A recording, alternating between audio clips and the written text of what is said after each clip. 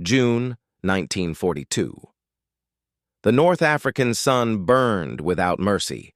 Columns of British prisoners trudged across the sand under German guard, helmets gone, boots torn, uniforms stiff with sweat and salt. Their faces were hollow, eyes sunken, lips cracked from thirst. For the officers of Rommel's Afrika Korps, the sight confirmed everything they had been taught to believe. This was the British Army? This was the empire that ruled the seas? German officers laughed quietly as the prisoners stumbled forward. One colonel reportedly remarked, half-joking, "So this is the Lion of England? A tired animal indeed." To the Germans, these men looked defeated, not just physically, but culturally. Polite, quiet, restrained, no shouting, no defiance, no dramatic gestures. Exactly what Nazi propaganda had promised. An empire built on ships and ceremony, not real soldiers. And so, contempt followed the prisoners all the way across the desert. At that moment, Germany felt unstoppable. France had fallen. The Balkans were crushed. British forces had retreated repeatedly. In North Africa, the Afrika Korps moved with speed and confidence. German officers believed they were watching the collapse of British military prestige in real time. But what they failed to understand, what victory blinded them to, was this. They were seeing only the survivors of defeat, not the full strength of a nation. The men shuffling through the desert were not the sum of Britain's army. They were the remnants of exhausted campaigns fought far from home in impossible conditions. And history was about to punish that misjudgment. At that moment, Germany felt unstoppable. France had fallen. The Balkans were crushed. British forces had retreated repeatedly. In North Africa, the Afrika Korps moved with speed and confidence. German officers believed they were watching the collapse of British military prestige in real time. But what they failed to understand, what victory blinded them to, was this. They were seeing only the survivors of defeat, not the full strength of a nation. The men shuffling through the desert were not the sum of Britain's army. They were the remnants of exhausted campaigns, fought far from home in impossible conditions, and history was about to punish that misjudgment. The journey to the unknown transport ships crossed cold, gray seas. German officers stood on deck staring at unfamiliar coastlines, convinced they were entering a nation weakened by years of war. They expected small guards, thin men, overworked civilians in uniform. After all, hadn't they seen British soldiers already? Hadn't they laughed at them? But as the ships docked and the prisoners disembarked, the laughter stopped. Immediately. The first shock. Waiting on the docks were guards unlike anything the Germans had encountered in Africa. Not exhausted, not sun-beaten, not hollow-eyed, these men were massive. Broad shoulders stretching uniforms tight, necks thick as tree trunks, hands that swallowed rifles like toys. Grenadier Guards stood at attention, silent, immovable, towering. Highland soldiers moved equipment with casual strength. Military police watched calmly, eyes level, posture relaxed, but unmistakably dominant. One German officer reportedly whispered to another, "Where did they find these men?" There was no shouting, no taunting, just quiet control. And that silence was more intimidating than any insult. The prisoners were transported north, deep into the British countryside. Featherstone Park, Northumberland. Camp 18, barbed wire, guard towers, order. As the Germans entered the camp yards, the full reality became unavoidable. British guards lifted crates that required multiple German prisoners to move. They worked without strain, without display. One POW later recalled, "We had believed the British weak.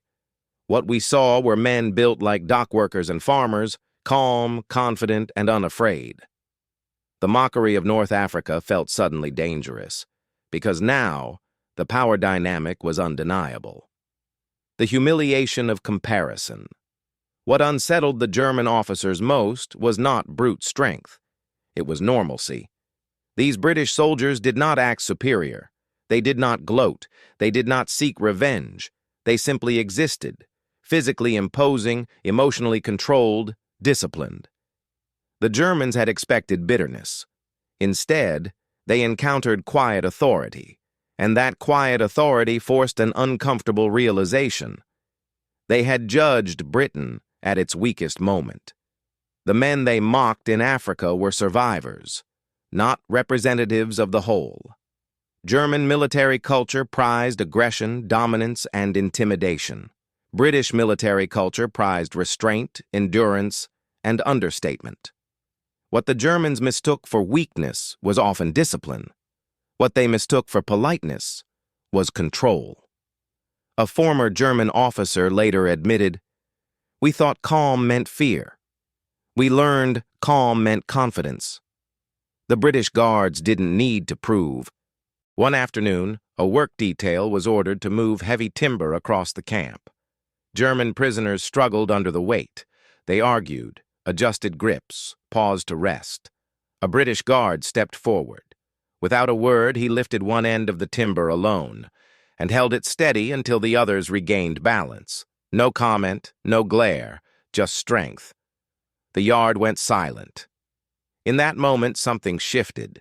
Not fear, but respect. For years, Nazi propaganda had painted Britain as decadent, soft, and declining. But Camp 18 told a different story. These men were not theatrical warriors. They were workers in uniform. Men raised on physical labor, discipline, and understatement. One German prisoner wrote later, "They did not look like conquerors. They looked like men who could endure anything." That realization was devastating, because endurance wins wars more often than bravado. No lectures were given, no speeches made. The lesson was delivered simply by observation. By the way, guards stood watch through freezing rain without complaint. By the way they enforced rules calmly, consistently. By the way they treated prisoners firmly, but fairly. The Germans had expected humiliation. Instead, they received something worse, a mirror. A reflection of their own arrogance. No lectures were given, no speeches made. The lesson was delivered simply by observation. By the way, guards stood watch through freezing rain without complaint. By the way they enforced rules calmly, consistently. By the way they treated prisoners firmly, but fairly.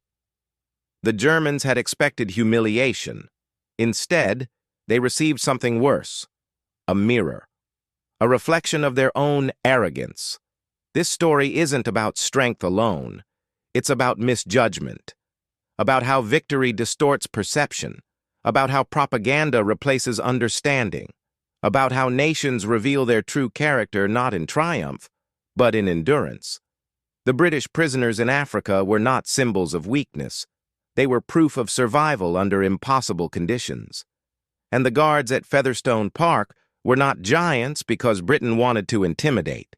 They were giants because Britain had drawn from its deepest reserves. The ships docked quietly. German prisoners stepped onto British soil expecting small guards, thin men, shortages made visible in flesh and posture. Instead, the dockside fell silent. Waiting for them were soldiers who looked nothing like the men they had mocked in Africa.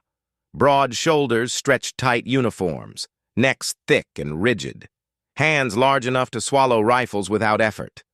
Grenadier Guards stood unmoving, tall, disciplined, immovable. Highland soldiers moved crates casually, lifting loads that required 2 Germans. No shouting, no threats, just presence. One German officer whispered to another, "Where were these men hiding?"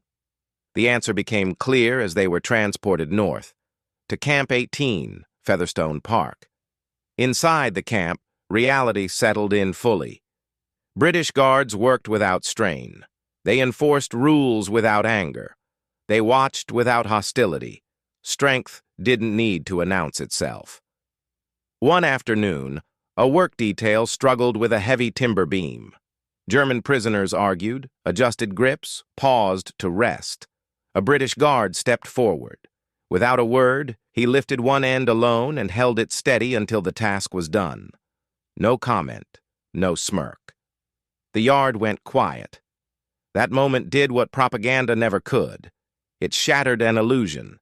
These men were not weak. They were restrained. They were patient. They were built from labor, discipline, and endurance. The Germans had judged an empire by its weakest hour. Now they stood face to face with its reserve strength. One former German officer later wrote, "We mistook calm for fear, and politeness for softness.